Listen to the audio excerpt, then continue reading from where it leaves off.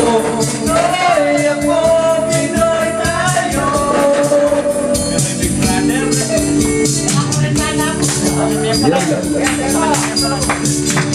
Talagang ganyan ang buhay.